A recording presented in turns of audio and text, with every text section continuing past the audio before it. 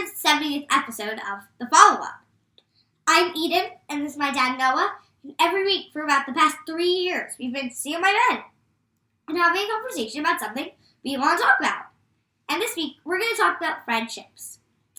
And make sure to leave some comments if you would like. We love hearing from you, and we appreciate it when you leave a nice little note. You can also rate and review us on Apple Podcasts. You can like us and follow us on Spotify, and you can subscribe on YouTube. So friendships, let's talk about that. They're complicated, I have to say. Mm-hmm. There's a lot of things that go into it. I'd say. So many things, and I'll just list a few. There's trust, a lot. It's also just like how you interact with them, how they are to you. Mm-hmm. The first thing you said was trust. How do you figure out whether you can trust someone or trust a friend?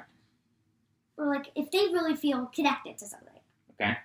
And maybe it's a little silly or something. Okay. I'm not going to just go against them. And I'm going to kind of, like, people that, they're like there for you, basically.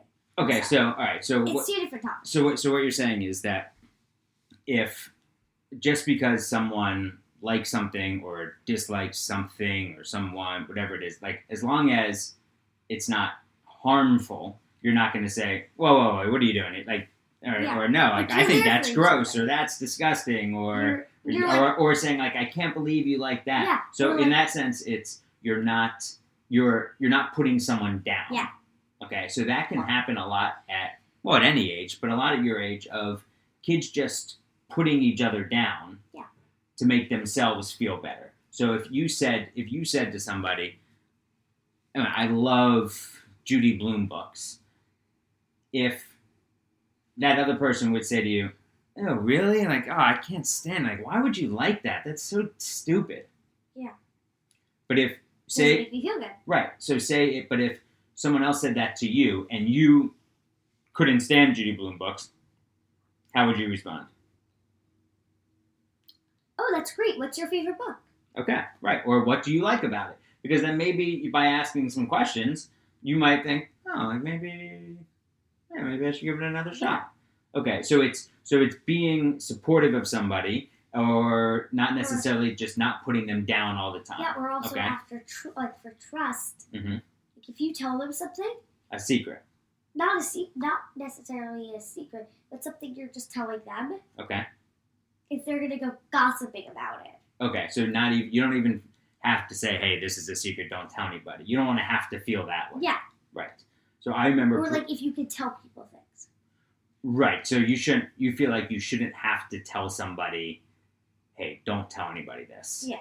They should just know that, hey, yeah, this is probably between us. Yeah. Right. And that's really important to be able to develop into a friendship and find these things out. And unfortunately, the opposite will happen, where someone will say something to somebody else, and then you're going to learn the hard way. Yeah. And that's why you don't, I'm saying you, like anybody, that's why you shouldn't gossip that way, because then it's going to come back to you. Yeah. And I remember you, like pretty early on, like first grade even, I think, saying something to somebody to find out whether you could trust them. You would tell them something, maybe first or second grade, like, hey, this is a secret, don't tell anybody, but it really wasn't a secret. And then you'd find out that you'd hear it come back to you and be like, okay, well, I can't trust that person. Right. Happens. Yeah, but you want to be able to rely on people as friends. Yeah, I like people that are there for you. Like have your back. Yes. Those people. That's the most important thing in friendship, I think. Is people who are there to have your back. Who you know, hey, that person's gonna support me. Yeah, or they're gonna make me feel good. Yeah, like if I tell them something or I'm having a hard day or something. Mm-hmm. That. Yes. So I totally agree with that.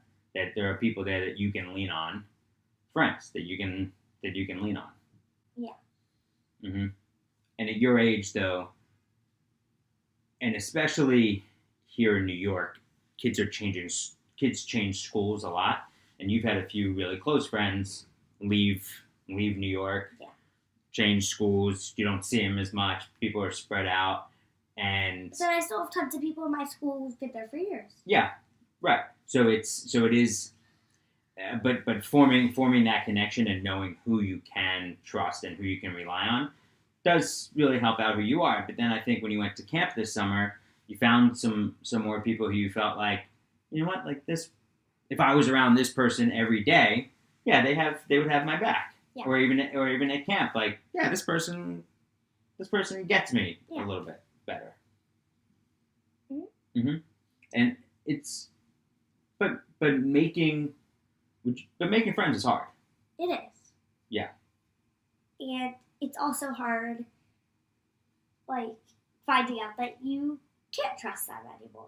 Right. Or all that. Right. Those realizations are difficult. Yeah.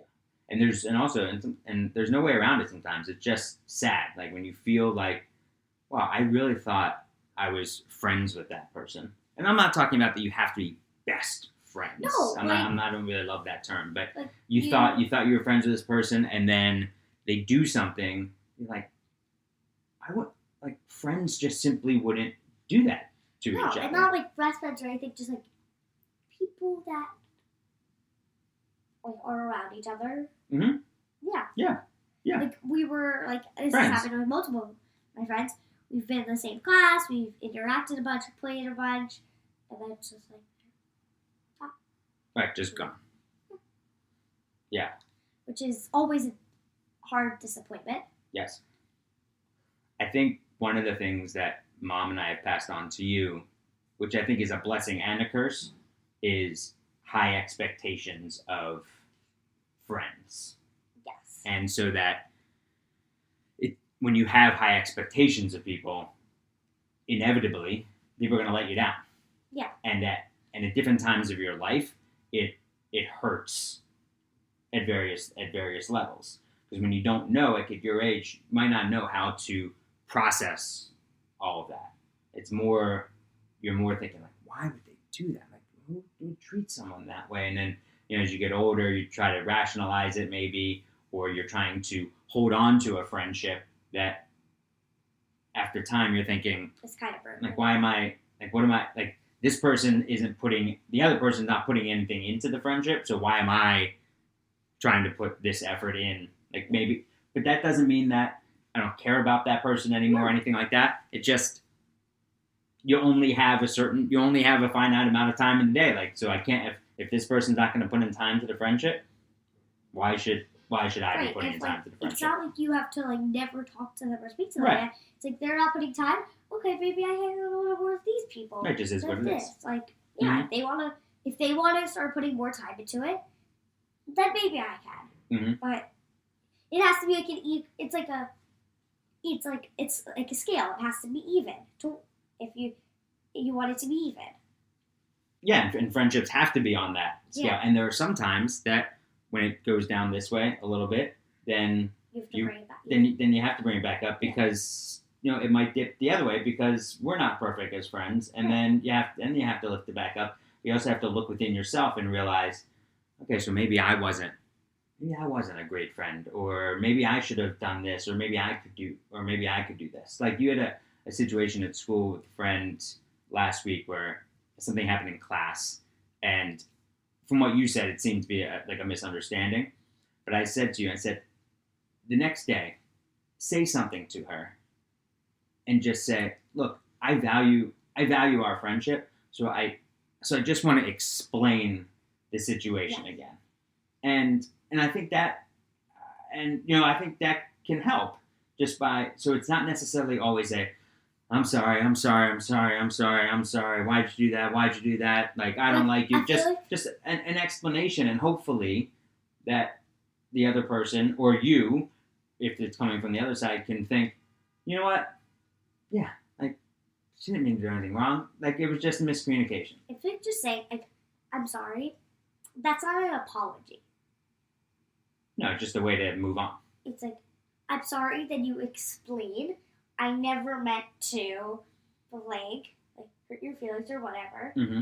That's more of an apology. Yeah, but then an explanation of the situation also can help. explain how maybe you felt from it from your side, and maybe like discuss it out a little bit. Yeah, like have a real conversation. I do have a question.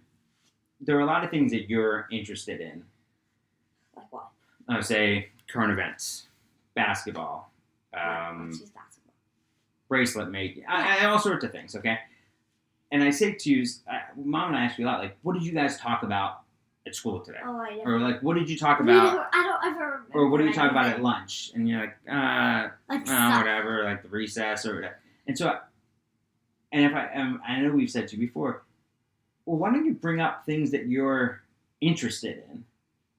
And you've said, well, they're not interested in that. It's true. But my question is, how do you know? Because I've already mentioned it to them. I mentioned it to a bunch of people last year. I mentioned it to the boys. I mentioned basketball to the boys last year, and they were like, "No." Okay, but that they X'd out on me. But I wouldn't give up on that. I did it multiple times. I wouldn't give up on that. I am giving up on that. Like if you went in tomorrow and said to one of the boys in your class who might be a nice kid who likes basketball, say, "Hey, did you see Victor Wembanyama yesterday? Or did you see that game last week against the Suns? It was crazy. You can watch the highlights on the NBA app." They're like that. But I wouldn't be so quick to write people off. I'm not saying give them every chance in the world, but okay, maybe I wouldn't write people off so quickly. Okay, but no one else likes basketball. Okay, or follows it. All right, but I'm saying like maybe if you like on the news you see like Hoda's boost, and it's a video that maybe they saw on social media already, and you say, "Hey, did you guys see this video?" And then you laugh about, "No, I didn't see that, but I did see this, and this was funny, and this was funny." A bear eating lasagna. Right, a bear eating lasagna. So it leads to something else. So it's not, you don't have to say like, "Hey, guys, you see what's happening in the Middle East?" I'm not saying bring that up at lunch. I'm talking about like just other things you guys can share and have a conversation with. Okay. Yeah, I think that might be able to help. But I also know that there are different types of friends that you might enjoy hanging out with, but aren't like you don't want to spend 5 hours with. Yeah, and I get that. And there are some friends that I would spend days with. Right, exactly. Yeah, exactly. And then not everybody has to be a best friend or have a best friend. And a message for parents and also other people who aren't parents, don't ask a child if they have a lot of friends. Like, "Oh, do you like school? Yeah. Do you have a lot of friends?" Think about what you might be trying to get out of that answer. Like if the kid says, "Yeah," and then the parent says, "Oh, that's great." Okay, and the conversation ends there. And if the kid says, "No, not really," well, then what? So I would say, just avoid that question because what's the point? Yeah. Right. What's the point? Because it's also like if the person says no, then that makes them feel really bad. Exactly. Yeah. Exactly right. Exactly right. But just so you know that that Mom and I are always here to talk about all sorts of things, and we know from years and years of experience, friendships are really, really difficult, and they take a lot of work, and they evolve over time. So if you're having a hard time one day, it might not be the same the next day. If you're having a hard time 1 year, it might not be the same. It might not be the same next year. But as long as you continue to think that and feel that I am a good friend, then that's all you need to worry about. All right. Good topic. I love you.